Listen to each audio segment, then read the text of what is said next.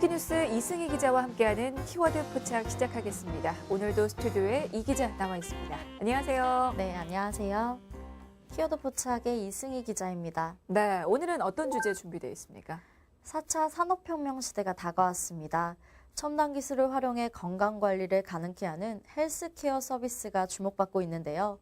디지털 헬스케어는 질병의 치료, 예방, 건강관리 전반에 IT 기술을 융합한 사업을 말합니다. 2020년에는 이 시장 규모가 2배 이상 커질 것이라는 전망이 나오고 있을 정도로 전 세계에서 디지털 의료 산업이 빠르게 성장하고 있습니다. 그래서 오늘은 관련 시장 상황 살펴봅니다. 네. 자, 오늘은 디지털 헬스케어 시장을 살펴볼 텐데요. 아직은 좀 낯선 분야일지도 모르겠지만 그래도 이제 4차 산업혁명 시대를 맞아서 피해갈 수 없는 분야인 것은 확실해 보입니다. 자, 그렇기 때문에 시장 전망부터 좀 보도록 하겠습니다. 자, 시장 규모가 크게 커질 것으로 예상이 되고 있죠. 네, 그렇습니다. 글로벌 디지털 헬스케어 시장이 2020년에는 2천억 달러가 넘을 것이라는 전망이 나왔는데요. 한 협회가 최근 발간한 보고서에 따르면 글로벌 디지털 헬스케어 시장 규모가 2016년 960억 달러에서 2020년 2060억 달러, 우리 돈으로 따졌을 때 233조 3천억 원으로 2배 이상 급증할 것으로 예상됐습니다. 네, 이게 현재도 계속해서 성장이 진행 중인 거죠? 네, 인공지능 기술이 의료 분야에 접목되면서 헬스케어 산업에 새로운 서비스를 창출시키고 있는데요. 현재 글로벌 인공지능 기반 스마트 헬스케어 시장 규모는 연평균 42%로 빠르게 성장하는 중입니다. 네, 흔히들 뜨는 산업, 또 지는 산업 이렇게 나누기도 하던데요. 이 디지털 헬스케어 시장은 분명히 뜨는 산업이고 앞으로 전망도 폭풍 성장세를 이어갈 것으로 예상이 되고 있는데요. 자, 그렇다면 왜 이렇게 주목을 받고 있고 그리고 성장을 하고 있는지 그 이유도 좀 정리를 해볼까요? 전 세계적으로 고령화가 가속화되고 만성 질환자가 증가하고 있는데요. 그래서 언제 어디서나 환자가 원할 때 진료가 가능한 원격 의료 시장이 급부상하고 있습니다. 또 의료 관련 데이터는 매우 민감한 개인정보이기 때문에 높은 수준의 신뢰성과 보안성이 요구됩니다. 그래서 헬스케어와 IT가 결합했을 때 높은 시너지를 기대할 수 있는 겁니다. 무엇보다 일상에서 편하게 건강관리를 할 수 있다는 점이 가장 큰 장점입니다. 네, 사실 최근에 빠르게 고령화 사회로 진입이 되고 있는데요. 이때 이 신뢰성과 보안성 같이 갖춘 이 기술이 결합이 된다면 환자 입장에서는 좀 더 편하고 또 건강 관리를 하기에 훨씬 수월하지 않을까라는 생각도 듭니다. 그리고 이 의료비 부담도 줄여줄 수 있다는 얘기가 있더라고요. 그 부분도 좀 볼까요? 네, 우선 원격 의료를 기준으로 살펴보겠습니다. 우선 원격 의료가 가능한 미국에서 이를 이용하는 데 드는 비용은 50달러, 우리 돈 5만 6천 원 정도입니다. 네. 그건 병원 방문 시 드는 비용인 80달러, 응급시설 이용 시 써야 하는 160달러보다 무척 저렴한데요. 그건 비용적인 측면에서도 탁월하다고 볼 수 있는 겁니다. 실제로 한 연구원에 따르면 의료 빅데이터 활용만으로 글로벌 의료 비용을 연간 최대 1,900억 달러, 즉 215조 원까지 절감할 수 있을 것으로 예상된다고 합니다. 네, 의료비 부담을 줄여주는 효과까지 기대를 할 수가 있군요. 사실 이 고령화 추세가 갈수록 가속화되고 있는데요. 이제 그런 가운데 그로 인해서 급증하는 의료비 부담에 대한 대응이 또 어느 정도 필요할 것 같긴 합니다. 네, 그렇습니다. 보건복지부에 따르면 지난해 한국의 의료비는 131조 원인데요. 그건 국민 총생산 GDP 대비 7.6%의 수준입니다. 네. 2019년도 우리나라 예산 470조 5천억 원과 비교하면 국민 의료비로 나라 예산의 약 30%를 지출하고 있는 셈인데요. 당연히 대응이 시급한 상황입니다. 네. 그래서 이 여러 업체들에서 이 디지털 헬스케어 시장을 선점하기 위해서 또 나서고 있는데요. 자, 이동통신사들 상황부터 좀 보겠습니다.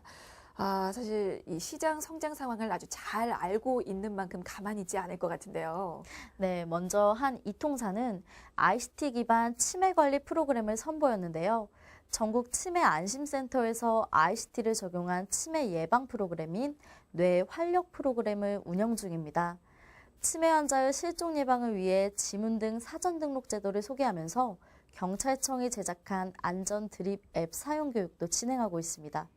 지난 9월에는 경기도 광역치매센터가 주관하는 치매 극복 선도 기업으로 선정되기도 했을 정도로 적극적으로 나서고 있습니다. 네, 그러니까 ICT를 통해서 노년층의 건강 그리고 삶의 질을 개선하기 위해서 노력을 하고 있군요. 자, 그럼 다른 이동통신사는 좀 다른 면에서 접근을 하고 있습니까? 어떻습니까? 네, 또 다른 이통사는 종합병원과 업무 협약을 맺었습니다. 인공지능 기술을 활용한 지능형 솔루션 개발 추진과 관련된 협약인데요. 인공지능 기술을 기반으로 데이터 분석 시스템을 구축해 유전체 진단 및 분석에 최적화된 ICT 인프라를 제공하게 됩니다.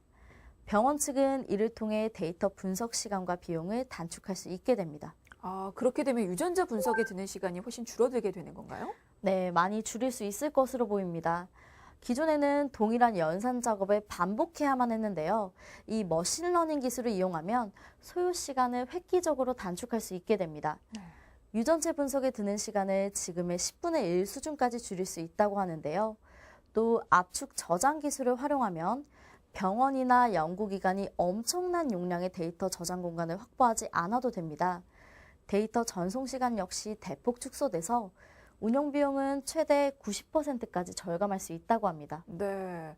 분석에 드는 시간을 줄일 수 있는 데다가 또 엄청난 비용 절감 효과까지 있다고 하니까 정말 훌륭합니다. 근데 또 한편으로는 그렇습니다.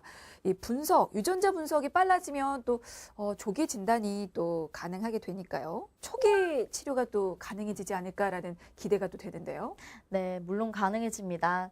암과 같은 희귀병과 당뇨나 고혈압 같은 만성질환 등 특정 질병이 발병할 가능성을 보다 빠르고 효율적으로 예측할 수 있기 때문에 적합한 치료법을 찾을 수 있게 됩니다. 또 앞으로 지속적인 기술 혁신이 이루어지면 의료기관들이 대용량의 데이터를 효율적이면서 정확하게 분석할 수 있는 서비스를 제공할 수 있을 것으로 기대되고 있습니다. 네, 자, 그렇게만 된다면 뭐 지금보다도 훨씬 더 수준 높은 의료 서비스를 제공할 수 있지 않을까라는 그런 생각이 듭니다. 자, 그리고 이동통신사들뿐만 아니고 국내 제조사들 역시 이 디지털 헬스케어 시장에 손을 뻗고 있다고요. 네, 얼마 전 식품의약품안전처가 주최한 스마트 헬스케어 컨퍼런스에서 수많은 기업들이 사업 전략과 서비스를 발표했는데요.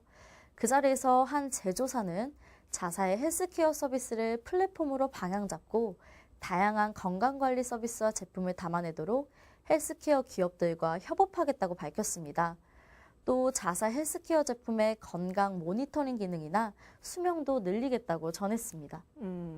이미 뭐 여러 가지 사업을 진행 중이긴 하지만 이 헬스케어 전문 기업이 아니기 때문에 독자적으로는 가지 않겠다 뭐 그런 뜻을 밝힌 것 같은데요. 자, 자사의 헬스케어 서비스를 플랫폼으로 두고 여러 기업들과 협업을 하겠다는 거죠. 네, 헬스케어 서비스 플랫폼이 자리 잡으면서 자사 단말기에만 지원되던 것을 넘어 모든 안드로이드 단말기의 다운로드를 지원하고 있는데요. 이미 혈압계, 혈당계 등 파트너사 제품을 포함한 70개 디바이스가 연동되고 있지만 앞으로 협업해 나갈 파트너가 더 많이 필요하다는 뜻을 밝혔습니다. 네. 그러면 그 현재 그 헬스케어 플랫폼을 통해서 어떤 서비스가 이루어지고 있습니까? 네, 우선 금융사 고객이나 회사 임직원의 건강을 관리해주는 서비스 플랫폼을 공급하는 사업도 펼치고 있는데요. 한 보험사와 협력해 만든 건강관리 서비스를 통해서는 걸음 수나 달리기 등을 모니터링해서 파트너사 제품을 구입할 수 있는 포인트를 제공하고 있습니다. 네. 하긴 뭐 고객 이탈을 막아야 하는 보험사 입장에서도 뭔가 차별화된 서비스가 중요하기 때문에 그런 서비스를 통해서 또 보상을 제공하는 전략을 내세우고 있는 것 같습니다. 자, 그리고 식품의약품안전처가 주최한 스마트 헬스케어 컨퍼런스에서 사업 전략과 서비스를 발표한 건 이 제조사뿐만이 아니라고 알고 있습니다. 또 어떤 기업이 있습니까? 한 인터넷 기업도 자사 클라우드를 스마트 헬스케어 서비스 개발 플랫폼으로 소개했습니다. 이 기업은 한국어를 활용하는 기능 개발에 많이 투자했다고 밝혔는데요. 한국어 음성인식 엔진은 별도 개발할 필요 없이 당사 API를 활용하면 되고 얼굴 인식 개발도 하고 있다고 강조했습니다. 참고로 API는 라이브러리에 접근하기 위한 규칙들을 정의한 것을 말합니다. 이 회사는 클라우드에서 저비용으로 인프라를 사용할 수 있다는 것을 강조하고 있습니다. 네. 근데 이제 그런 서비스 자체가 진행이 되고 개발이 되는 건 알겠는데 이게 뭐 이런 서비스를 통해서 실제로 효과를 본 사례가 있는지도 궁금하네요. 이게 건강 관리에 실제로 생활에 적용을 해서 효과를 본 사례가 있다면 좀 소개를 들어볼까요? 네, 소개해드리겠습니다. 우선 고양시 일산 서구보건소의 사례인데요. 이 보건소에서는 모바일 헬스케어 사업 중간검진 결과 참여자 90명 가운데 53명인 59%에서 건강위험 요인이 1개 이상 감소했다고 발표했습니다. 네. 여기서 진행한 모바일 헬스케어 시범 사업이란 만성질환 건강위험군을 대상으로 하는 사업입니다. 보건소에서 지원하는 디바이스 건강 정보를 모바일 애플리케이션을 통해 자동 전송하고 보건소 헬스케어 전담팀의 모니터링을 통해 개인별 맞춤 건강관리 서비스를 지원하는 건강 지원 사업입니다. 이번에 좋은 결과를 얻어낸 것으로 보입니다. 뭔가 구체적인 결과가 나왔습니까? 네, 이번 중간 검진 결과 건강 위험 요인 중 혈당의 감소율이 35.8%로 가장 높았고 중성지방, 허리둘레, 콜레스테롤, 혈압순으로 높은 감소율을 보였습니다. 그렇군요. 자, 뭐 직접 대면하지는 않더라도 이렇게 전문가 집단이 전담해서 모니터링 후에 지원을 하는 만큼 뭐 만성질환 건강위험군에 대한 건강관리가 좀 제대로 진행이 되지 않을까 싶은데요. 다른 사례는 또 어떤 게 있습니까? 네, 또 있습니다. 춘천시 보건소 모바일 헬스케어 서비스도 시민 건강에 효과가 있는 것으로 나타났는데요.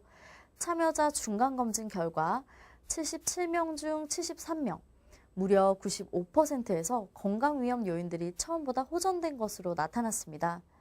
이곳 역시 의사, 간호사, 영양사, 운동 전문가, 코디네이터로 구성된 전문 인력이 참여자에게 운동, 영양, 건강 등 관련 분야 상담을 진행해 왔는데요.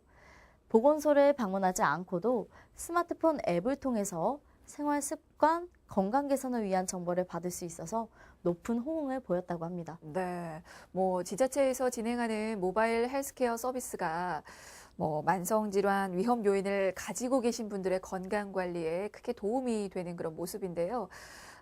이렇게 실생활에 적용해서 효과를 물론 보는 면도 있지만 한계점도 있을 것 같습니다. 사실 이 대다수의 국민들 피부에는 그렇게 와닿지가 않거든요. 어떤 한계들이 좀 있을까요? 아직 국민들이 잘 모르는 데는 이유가 있습니다. 개인정보보호법과 허가제도 등 각종 규제와 의료계, 보험업계, 환자단체, 산업계 등 기존 산업 대비 다양한 이해관계자의 입장 차이로 발전이 더디기 때문인데요.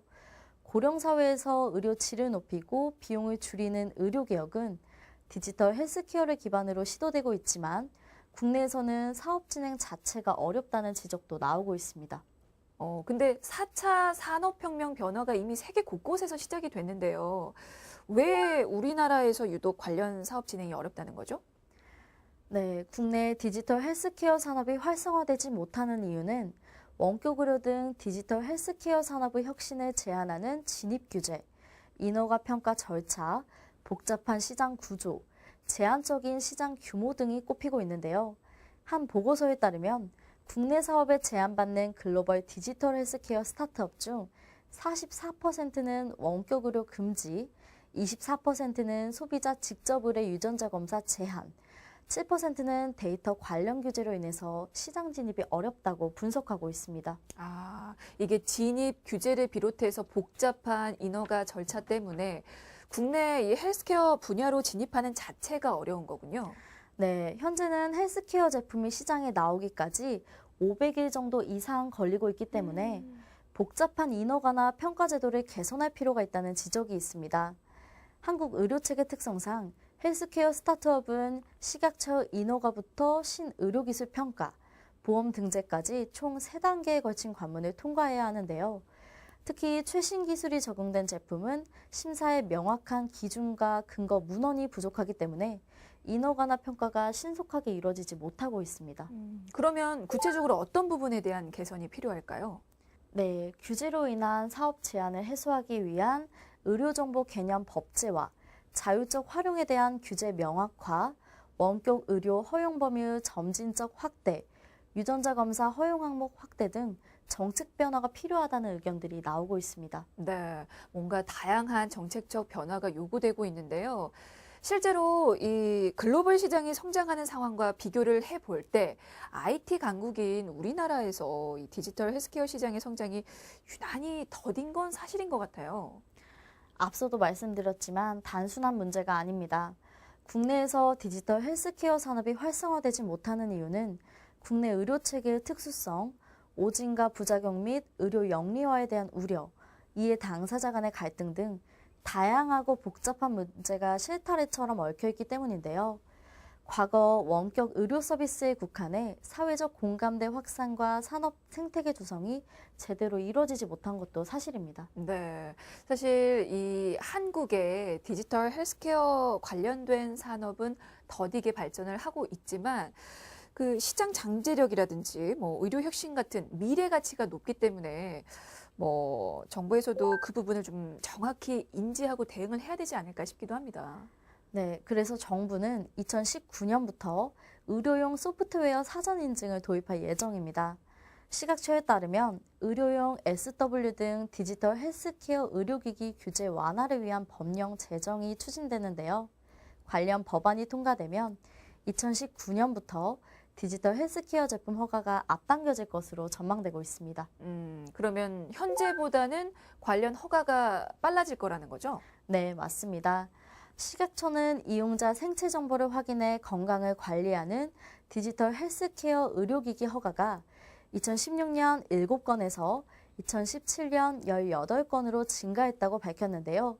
총 34건 허가된 것으로 앞으로는 더 많아질 것으로 보입니다. 네, 알겠습니다. 자, 앞으로 폭풍 성장세가 예고되는 디지털 헬스케어 시장에 대해서 살펴봤습니다. 자, 오늘 키워드 포착은 여기까지고요. 지금까지 쿠키뉴스 이승희 기자였습니다. 고맙습니다. 네, 감사합니다.